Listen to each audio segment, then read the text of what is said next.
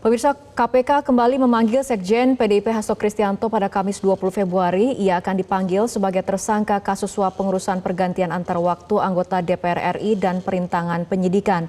Bagi KPK tidak ada alasan untuk menunda pemeriksaan Hasto.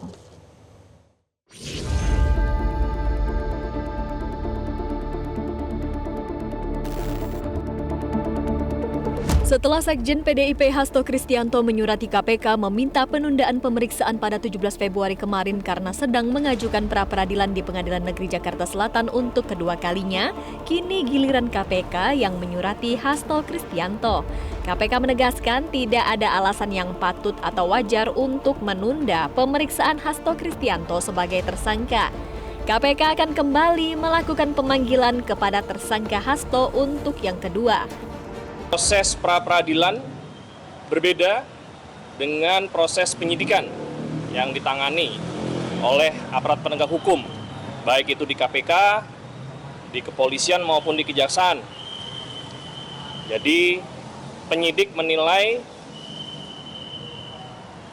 tidak ada alasan yang patut dan wajar untuk tidak menghadiri panggilan sebagai tersangka. Oleh sebab itu, akan dilayangkan kembali surat panggilan kedua, info yang saya dapatkan dari penyidik.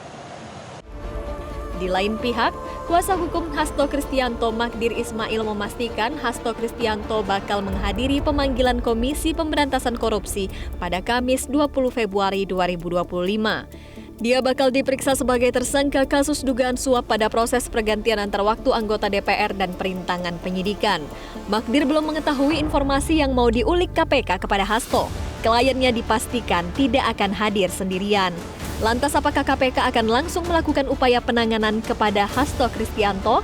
Mantan pimpinan KPK Saud Situmorang berpendapat hendaknya kasus ini tidak menimbulkan keraguan di mata publik. Yang dilakukan dalam beberapa hari ini kita anggap itu suatu proses yang biasa saja, tapi akan menjadi lebih baik kalau mau dipercepat di tingkat penyidikan untuk kemudian P21, kemudian itu kan Hasto berulang-ulang mengatakan dia sudah menunjukkan siap untuk itu, dan apapun terjadi kalaupun peristiwa pidana itu saya katakan saya nggak membaca dosir, yang nggak baca dokumennya, saya hanya baca dari media, sehingga kemudian keyakinan kita peristiwa pidana yang ada, lakukanlah itu dengan prudent, lakukanlah itu dengan check and balance satu sama lain, dan jangan menimbulkan keraguan-keraguan di mata publik, sehingga ini sepertinya di bagian lain kemarin kok seperti dipercepat, kalau di bagian lain ini kok untuk P21-nya lama banget gitu loh, kira-kira gitu. Sebelumnya KPK mengungkap adanya dana 400 juta rupiah untuk menyuap Wahyu Setiawan dari Hasto. Hasto bersama advokat PDIP Doni Tri Istiqomah ditetapkan KPK sebagai tersangka pada akhir tahun kemarin. Keduanya diduga terlibat dalam tindak pidana suap kepada mantan komisioner Wahyu Setiawan untuk kepentingan penetapan PAW anggota DPR Harun Masiku. Tim Liputan Metro TV. Jelajahi cara baru mendapatkan informasi. Download Metro TV Extend sekarang.